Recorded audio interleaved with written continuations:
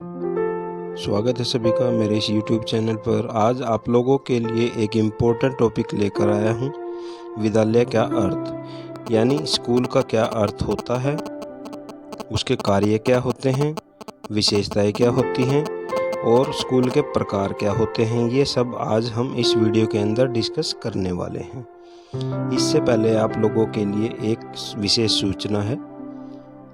मेरे इस YouTube channel पर अलग अलग पेपर की अलग अलग प्लेलिस्ट बनी हुई है, जिसके माध्यम से आप अपनी तैयारी बहुत अच्छे तरीके से कर सकते हैं। प्लेलिस्ट का फ़ायदा आप लोगों के लिए ये है कि उसमें एक सब्जेक्ट के बिल्कुल टोटल जो भी क्वेश्चन बनते हैं उनको विद आंसर दे रखा है। अगर आपके पास बुक भी नहीं है और आप ट्रैवल कर रहे हैं या आप कहीं पे आ जा रहे हैं, तो आप फ़ोन के अंदर डिजिटल KNL कोचिंग खोल के वहाँ पर प्लेलिस्ट को ओपन करके जो भी पेपर, जो भी टॉपिक आप पढ़ना चाहते हैं, तो आप इस के माध्यम से पढ़ सकते हैं, अपनी तैयारी कर सकते हैं। तो ये है आप लोगों के लिए एक विशेष सूचना। आइए शुरू करते हैं। विद्यालय का अर्थ। संस्कृत में विद्या जमा आलय अर्थात विद्या का स्थान, यानी विद्यालय का अर्थ क्या होता है? विद्या का स्थान। इस रूप में विद्यालय का प्रयोग किया जाता है। अंग्रेजी के स्कूल शब्द की उत्पत्ति ग्रीक शब्द स्कोले से हुई है, जिसका अर्थ है अवकाश। प्राचीन यूनान में इन अवकाश के स्थलों को स्कूल कहा जाता था। अवकाश को आत्मविकास करने के रूप में जाना जाता था। ग्रीक देशों में ऐसे स्थानों को विद्यालय कहा जाता था जहां अवकाश के समय में विचार विमर्श अथवा वाद विवाद होता था, लेकिन बाद में यही स्थान सुनियोजित ढंग से शिक्षा प्रदान करने वाले केंद्र के रूप में परिवर्तित हो गए। यानी जो स्कूल है वो पहले एक ऐसा स्थान होता था जहाँ पर विद्याभ्यास या युद्ध के लिए अभ्यास किया जाता था। धीरे धीरे ये स्थान शिक्षा का केंद्र बन गए और इनको विद्यालय की संज्ञा दी जाने लगी। विद्यालय के नाम से इनको पुकारा जाने लगा। तो इस तरह से हम अर्थ के अंदर ये लिख सकते हैं। अगर इतिहास देखें तो प्राचीन भारत में विद्यालय गुरुकुल के रूप में होते थे। ये अक्सर गुरु के घर या किसी मठ में होते थे। मुगलों के ज़माने में बच्चों को शिक्षित करने के लिए मदरसों का आरंभ किया गया था। अंग्रेजी दस्तावेजों के अनुसार 17वीं शताब्दी में देश में विद्यालय सामान्य थे। पूरे देश में मंदिर, मस्जिद और गांव में एक विद्यालय का होना सामान्य था। इनमें पढ़ना लिखना, धर्मशास्त्र, कानून, खगोल, एस्ट्रोनॉमी, आचार विचार, जीव चिकित्सा, विज्ञान और धर्म के बारे में सिखाया जाता था। ब्रिटिश साम्राज्य में इंग्लैंड, अमेरिका, भिन्न देशों से क्रिश्चियन मिशनरियों ने मिशनरी और आवासीय विद्यालय खोले थे। जैसे ये प्रसिद्ध हुए तो कुछ विद्यालय खोले गए और कुछ विद्यालयों को सम्मान भी मिला। आज ज़्यादातर विद्यालयों में पढ़ाई लिखाई के दौरान अनुशासन और पाठ्यक्रम में अंग्रेजी नियमों का पालन किया जाता है। आज भारत में कई शिक्षा बोर्ड या मंडल हैं। उदाहरण स्वरूप केंद्रीय माध्यमिक शिक्षा बोर्ड CICSE और अन्य स्टेट बोर्ड या राज्य बोर्ड के नाम से भी हम जानते हैं। आजकल सामान्य रूप से भाषा, गणित, विज्ञान, भौतिकी, फिजिक्स, रासायनिक, केमिस्ट्री, जीव विज्ञान, भूगोल, ज्योग्राफी, इतिहास, सामान्य ज्ञान, कंप्यूटर विज्ञान सिखाए जाते हैं। इसके अलावा स्कूलों में खेलकूद, गाना, चित्रकारी व नाटक भी होते हैं। विद्यालय की अगर परिभाषा देखी जाए तो AKC ओटावे के अनुसार विद्यालय को एक ऐसा सामाजिक आविष्कार समझा जाना चाहिए जो कि समाज के बालकों के लिए विशेष प्रकार का शिक्षण प्रदान करता हो। रॉस के अनुसार विद्यालय वे संस्थाएं हैं जिनका सभ्य मनुष्य द्वारा इस उद्देश्य से स्थापित किया जाता है कि वे समाज में सुव्यवस्थित और योग्य सदस्यता के लिए बालकों को तैयारी में सहायता करेंगे या मिले। जॉन डीवी के अनुसार विद्यालय एक ऐसा विशिष्ट वातावरण है, यहाँ जीवन के कुछ गुणों और कुछ विशेष प्रकार की क्रियाओं तथा व्यवसायों की शिक्षा इस उद्देश्य से दी जाती है कि बालक का विकास वांछित दिशा में हो सके। विद्यालय के प्रकार के बारे में देख लेते हैं। विद्यालय भी विभिन्न प्रकार के होते हैं। यह विभिन्नता उनके स्वरूप, ढांचे, प्रशासन, विचारधाराएं, उद्देश्य और भौतिक संसाधन के आधार पर होती है। केंद्रीय विद्यालय यह अखिल भारतीय स्तर पर संचालित है, जिसमें समान पाठ्यक्रम समान स्तरों पर संचालित होता है। यह केंद्रीय माध्यमिक शिक्षा बोर्ड CBSE द्वारा मान्यता प्राप्त है। नवोदय विद्यालय यह संस्थान केंद्र सरकार द्वारा संचालित है, जो ग्रामीण प्रतिभाशाली विद्यार्थियों के लिए निःशुल्क आवास, भोजन एवं शिक्षा की व्यवस्था करता है। यह केंद्रीय माध्यमिक शिक्षा बोर्ड CBSE द्वारा मान्यता प्राप्त है एवं कक्षा 6 से लेकर 12वीं तक स्तर के छात्रों को अध्ययन कराया जाता है। निजी विद्यालय ऐसा विद्यालय जिनका पूरा संचालन निजी संस्था या समुदाय द्वारा होता है। ऐसे विद्यालयों में कर्मचारियों को वेतन संस्था द्वारा ही दिया जाता है। वे विद्यालय निजी विद्यालय कहलाते हैं। निजी विद्यालयों को मान्यता प्रदाता बोर्ड के आधार पर 2 श्रेणियों में बांटा जा सकता है। कुछ विद्यालय केंद्रीय माध्यमिक शिक्षा बोर्ड CBSE से, तो कुछ माध्यमिक शिक्षा बोर्ड या जो अलग अलग राज्यों के अंदर स्थापित होते हैं उनके द्वारा मान्यता प्राप्त होते हैं और उनसे संबंधित पाठ्यचर्या का संचालन करते हैं। निजी विद्यालय एक ऐसा व्यवसाय का रूप लेते जा रहे हैं, परंतु इनका उद्देश्य गुणवत्ता प्रदान करना भी है। गुणवत्ता का यह अंतर सरकारी और निजी विद्यालय के विद्यार्थियों के मध्य आसानी से आप देख सकते हैं। संस्कृत विद्यालय वेदों का अध्ययन कराया जाता है। पूजा, प्रार्थना, मंत्र इनकी दैनिक गतिविधियों में शामिल है। मूलतः संस्कृत पर अधिक ध्यान दिया जाता है। मिशनरीज स्कूल ब्रिटिश काल से ईसाई धर्म से जुड़े संगठनों से प्रभावित यह विद्यालय CBSE द्वारा मान्यता प्राप्त है। संचालित ये विद्यालय जिनमें ईसाई धर्म का प्रभाव अधिक देखा जाता है, जैसे ये विद्यालय भी रक्षा मंत्रालय द्वारा संचालित होते हैं। आर्मी वेलफेयर सोसाइटी द्वारा संचालित विद्यालय, इन विद्यालयों का प्रशासन रक्षा मंत्रालय के पास रहता है। सेना के प्रशासनिक अधिकारी इनका प्रशासन करते हैं। मिलिट्री स्कूल ये विद्यालय भी रक्षा मंत्रालय द्वारा संचालित होते हैं। मदरसे मुस्लिम समुदाय के बच्चों को धार्मिक शिक्षा दी जाती है। आदर्श विद्या मंदिर मूलतः विद्या भारती द्वारा संचालित एवं हिंदी भाषा पर मुख्यतः जोर देती है।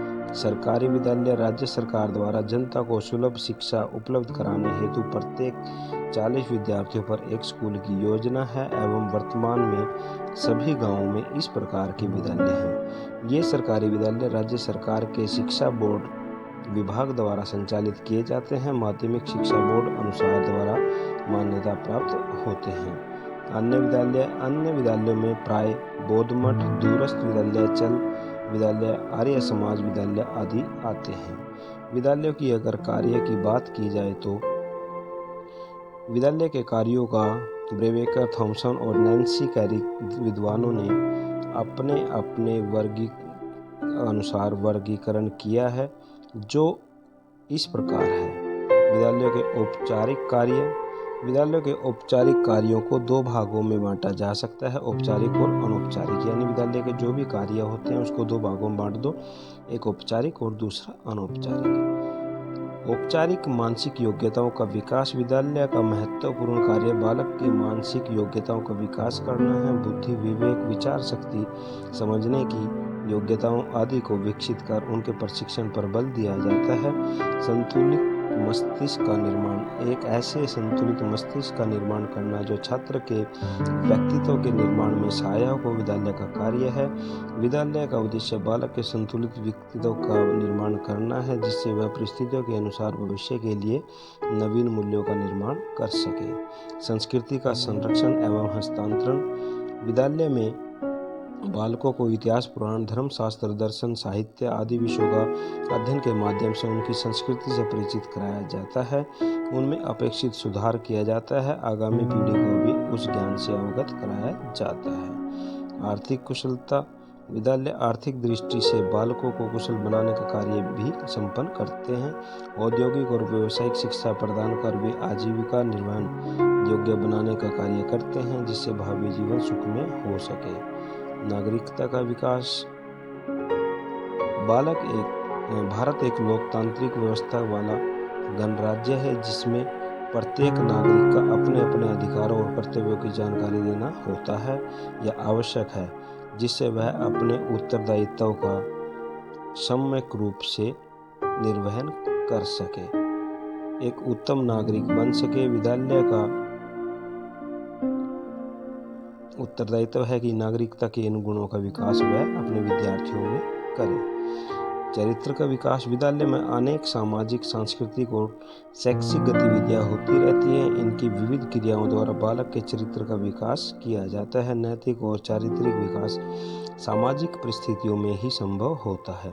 विद्यालय बालकों को इसके योग्य अपेक्षित परिस्थितियां प्रदान करता है। विद्यालय के अनौपचारिक कार्य, शारीरिक कार्य, शारीरिक विकास भी अति महत्वपूर्ण है। कहा जाता है शरीर माध्यम खलु धर्म साधनम, विद्यालयों का एक कार्य बालकों को शारीरिक विकास के अवसर प्रदान करना भी है, जिससे वे स्वस्थ और शक्तिशाली नागरिक बनकर समाज के स्वस्थ और सुखी नागरिक बन सके। सामाजिक भावना का विकास, विद्यालय का समाज का एक लघु रूप होता है, यानी जो विद्यालय होता है समाज का एक लघु रूप होता है। बालकों में सामाजिक सहयोग, सहनशीलता, अनुशासन, सहानुभूति, सामाजिक चेतना जैसे गुणों का विकास किया जाना आवश्यक है, जिससे वे समाज के सम्मुख सामाजिक दृष्टि एवं सक्रिय वातावरण का निर्माण कर सके। यह कार्य विद्यालय अनेक क्रियाओं जैसे सामाजिक उत्सव, समाज कैंप या जो भी सेवा कैंप होते हैं उसके माध्यम से कर सकता है। संवेगात्मक विकास, विद्यालय में अनेक क्रियाओं का आयोजन होता है। संगीत सम्मेलन, शैक्षिक यात्रा, वाद विवाद प्रतियोगिताएं, खेल प्रदर्शनियां आदि बालकों के संवेगात्मक विकास में सहयोग देती हैं। विद्यालय के इन्हीं कार्यों के आधार पर समाज में इनका महत्वपूर्ण स्थान होता है। विद्यालयों में शिक्षा के गुणात्मक स्तर को प्रभावित करने वाले कारक कौन कौन से हैं? वर्तमान समाज में विद्यालय एक महत्वपूर्ण स्थान रखते हैं, क्योंकि वे एक विशिष्ट वातावरण की सृष्टि करते हैं जिसमें रहकर बालक का सर्वांगीण विकास होता है। व्यक्तित्व के सामंजस्यपूर्ण विकास के फलस्वरूप उसमें सांस्कृतिक चेतना विकसित होती है, जिससे उसमें सामाजिकता, शिष्टाचार, सहानुभूति, निष्पक्षता, सहयोग और सहकार जैसे वांछनीय गुणों का विकास होते ही हो जाता है। शिक्षा एक सामाजिक प्रक्रिया है, उसके लिए विद्यालय ही एक सामाजिक संस्था है जिसमें बालक का सामाजिक विकास होता है। एक अच्छा विद्यालय वही माना जाएगा जहां विद्यार्थियों में शिक्षा का उच्च गुणात्मक स्तर पाया जाता है। उच्च गुणात्मक स्तर का कोई निश्चित मापदंड नहीं बनाया जा सकता, परंतु कुछ मूलभूत आवश्यकताएं हैं जिन्हें पूर्ण करके विद्यालय विद्यार्थियों में शिक्षा का गुणात्मक स्तर प्राप्त कर सकता है। ये आवश्यकताएं हैं: विद्यालय स्वस्थ नागरिकों के निर्माण में सहायक हो, शैक्षिक प्रक्रियाओं में समय अनुसार परिवर्तन करते हुए समाज की आर्थिक, राजनीतिक एवं सामाजिक आवश्यकताओं की पूर्ति में पूर्ण सहयोग करे। विद्यालय समाज की संस्कृति का संरक्षण करे और उन्हें भावी पीढ़ी को हस्तांतरित करे। विद्यालय समुदाय की समस्याओं को सुलझाने के योग्य ज्ञान प्रदान करे और बालक इन समस्याओं को सुलझाकर समुदाय की उन्नति में सहयोगी बने। विद्यालय व्यावसायिक और औद्योगिक प्रगति में सहायक सिद्ध हो, इसके लिए वे उनसे अपेक्षा करते हैं कि वे पाठ्यक्रम में व्यावसायिक विषय सम्मिलित करें। विद्यालय आदर्शों, मूल्यों, आचारों, विचारों, परंपरा आदि का अपने छात्रों के जीवन का अंग बनाने का प्रयास करे। विद्यालय समाज में व्याप्त जो भी कुरीतियाँ होती हैं, अंधविश्वास होते हैं, अनुपयोगी रूढ़ियाँ या परंपराओं आदि की स्पष्ट रूप से आलोचना करके परिवर्तित परिस्थितियों के अनुसार विद्यालयों में नवीन आदर्शों की स्थापना करें। विद्यालय सामाजिक मानवीय मूल्यों का विकास कर बालकों को भविष्य की चुनौतियों से मुकाबला करने के योग्य बनाने का काम करे। यदि कोई भी विद्यालय उपयुक्त वर्णित जो भी अपेक्षाएं होती हैं पूर्ण करता है तो निश्चित उस विद्यालय के विद्यार्थियों में शिक्षा का उच्च गुणात्मक स्तर पाया जाता है। इन अपेक्षाओं को पूर्ण करने में कुछ महत्वपूर्ण साधन भूमिका निभाते हैं जो विद्यालय में शिक्षित के गुणात्मक स्तर को प्रभावित करते हैं। उसके बाद आ जाता है विद्यालय की आवश्यकता एवं महत्व।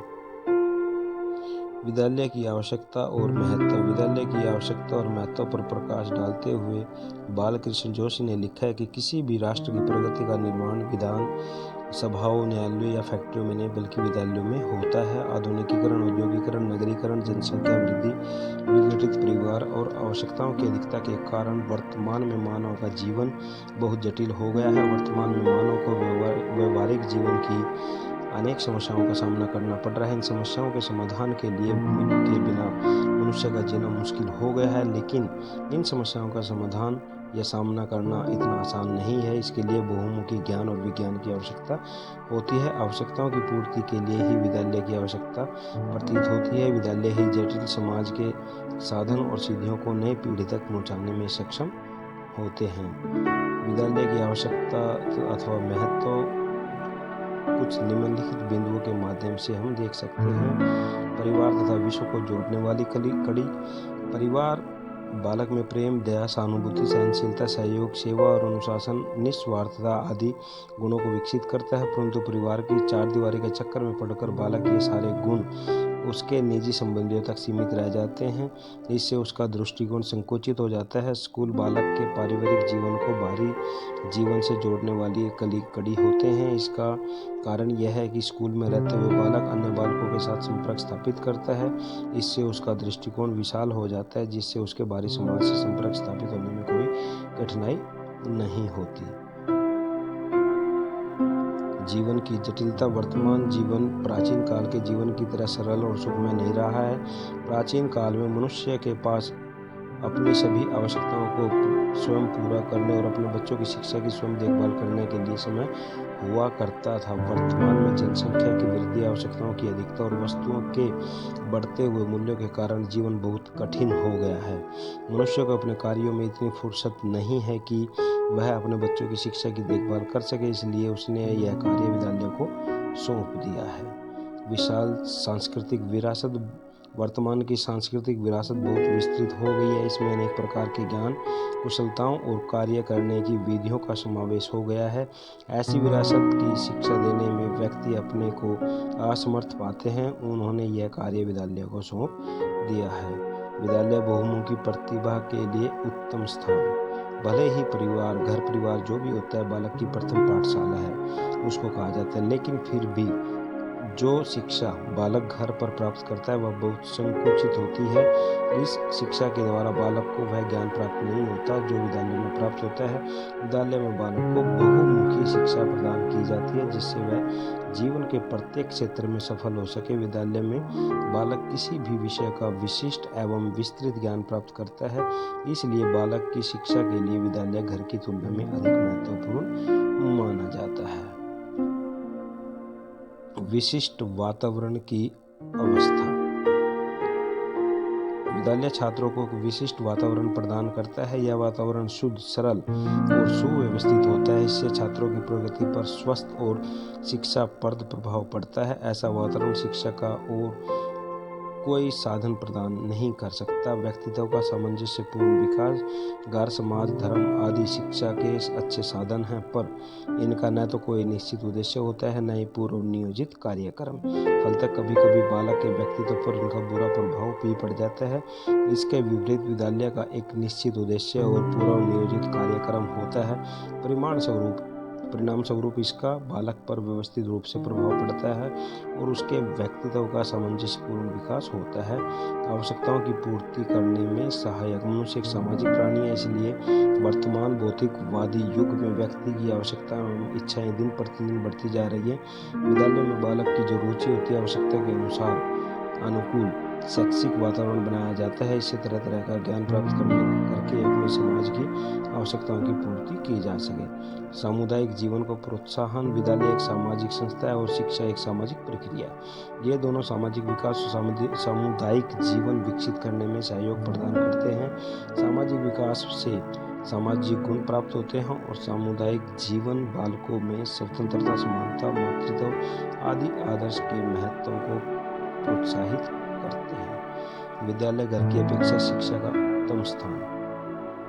विद्यालय में विभिन्न परिवारों, समुदायों तथा संस्कृतियों के बालक शिक्षा प्राप्त करने आते हैं। वहाँ वे सब साथ साथ रहते हैं। उन सब बातों को स्वयं ही सीख जाते हैं जिन्हें परिवार के प्रांगण में नहीं सीख पाते। यदि बालक में सामाजिक शिष्टता, सहानुभूति, निष्पक्षता आदि गुणों को विकसित करना है तो शिक्षा प्राप्त करने के लिए विद्यालय भेजना ही चाहिए। आदर्शों एवं विचारधाराओं का प्रसार। विश्व के आदर्श और जो भी विचारधाराएं होती हैं उसका प्रसार करने के लिए विद्यालय एक महत्वपूर्ण स्थान माना जाता है। समाज की निरंतरता का विकास। विद्यालय एक प्रमुख सामाजिक संस्था है। शिक्षा की प्रक्रिया सामाजिक होने के कारण विद्यालय सामुदायिक जीवन का वह स्वरूप है जिसमें समाज की निरंतरता और विकास के लिए सभी प्रभावपूर्ण साधन केंद्रित होते हैं। विद्यालय के इसी महत्व के कारण टी.पी. ने लिखा है कि विद्यालय को समस्त संसार का नहीं बल्कि समस्त मानव समाज का आदर्श लघु रूप होना चाहिए। प्रगति एवं विकास के लिए उपयुक्त वातावरण। विद्यालय बालक की प्रगति एवं विकास के लिए उपयुक्त और संतुलित वातावरण पेश करता है। अज्ञानता, निर्धनता, निवास की कमी, मशीनों की गड़गड़ाहट, भीड़ भाड़, सामाजिक बुराइयां आदि के कारण घर पड़ोस का वातावरण अनैतिक, कोलाहल युक्त, अव्यवस्थित और अशुद्ध हो जाता है जिसमें बालक का शिक्षा प्राप्त करना मुश्किल हो जाता है या असंभव होता है। विद्यालय बालकों के लिए शिक्षा के लिए उपयुक्त, सरल, शुद्ध और संतुलित वातावरण प्रस्तुत करते हैं। शिक्षित नागरिकों का निर्माण। विद्यालय ही एक ऐसा साधन है जिसके द्वारा शिक्षित नागरिकों का निर्माण किया जा सकता है। यदि एक देश के समस्त बालकों को एक निश्चित आयु तक निःशुल्क और अनिवार्य शिक्षा दी जाए तो वे स्थायी रूप से साक्षर होंगे और साक्षर होने के साथ साथ उनमें धैर्य, सहयोग, उत्तरदायित्व आदि गुणों का विकास होता है। इस प्रकार बड़े होकर बालक राज्य के लिए उपयोगी नागरिक सिद्ध होते हैं। विद्यालय पारिवारिक जीवन और बाहरी जीवन को जोड़ने वाली एक महत्वपूर्ण कड़ी है। बालक परिवार में जन्म लेता है, वहीं पर उसका प्रारंभिक विकास होता है। परिवार में रहकर वह सेवा, प्रेम, सहयोग, आज्ञा पालन, अनुशासन आदि आदर्श गुणों को सीखता है। परिवार के दायरे से बाहर निकलकर जब बालक विद्यालय आते हैं तो उन्हें विभिन्न घरों, धर्मों, जातियों, समुदाय, संप्रदायों के बालकों के साथ रहना पड़ता है जिसके फलस्वरूप उनका दृष्टिकोण व्यापक हो जाता है। पारिवारिक जीवन तक ही सीमित नहीं रहता बल्कि बाह्य जीवन की क्रियाओं में भी वो रुचि लेने लग जाते हैं। विद्यालय पारिवारिक जीवन एवं बाहरी जीवन को जोड़ने वाली एक महत्वपूर्ण कड़ी। बालक परिवार में जन्म लेता है, वहीं पर उसका प्रारंभिक विकास होता है। परिवार में रहकर वह सेवा, प्रेम, सहयोग, आज्ञा पालन, अनुशासन आदि आदर्शों को सीखता है। परिवार के दायरे से निकलकर जब बालक विद्यालय जाते हैं तो उन्हें विभिन्न धर्मों, घरों, जातियों, संप्रदायों के बालकों के साथ रहना पड़ता है जिसके फलस्वरूप उनका दृष्टिकोण होता है वो व्यापक हो जाता है और पारिवारिक जीवन तक ही सीमित नहीं रहता बल्कि बाह्य जीवन की क्रियाओं में भी वो रुचि लेने लग जाते हैं। बहुमुखी सांस्कृतिक चेतना का विकास। विद्यालय एक उत्तम स्थान है जहाँ विभिन्न परिवार, संप्रदाय और संस्कृतियों के जो बालक होते हैं शिक्षा प्राप्त करने आते हैं। साथ साथ रहते हुए बालकों में सामाजिकता, शिष्टाचार, सहानुभूति, निष्पक्षता तथा सहयोग आदि वांछनीय गुण, आदत, रुचि का विकास हो जाता है। यही नहीं, उनमें एक दूसरे से सांस्कृतिक गुण भी विकसित हो जाते हैं। इसलिए विद्यालय को बालकों में बहुमुखी संस्कृति विकसित करने का महत्वपूर्ण स्थान माना जाता है। इसलिए हम कह सकते हैं कि एक राष्ट्र के विद्यालय उसके जीवन के अंग हैं जिनका विशेष कार्य है उनकी आध्यात्मिक शक्ति को दृढ़ बनाना, उनकी ऐतिहासिक निरंतरता को बनाए रखना, उसकी भूतकाल की जो सफलताएं उनको सुरक्षित रखना और भविष्य को आश्वस्त करना। तो ये था प्रिय विद्यार्थियों आप लोगों के लिए एक बहुत इम्पोर्टेंट क्वेश्चन। अगर क्वेश्चन आपको समझ में आया है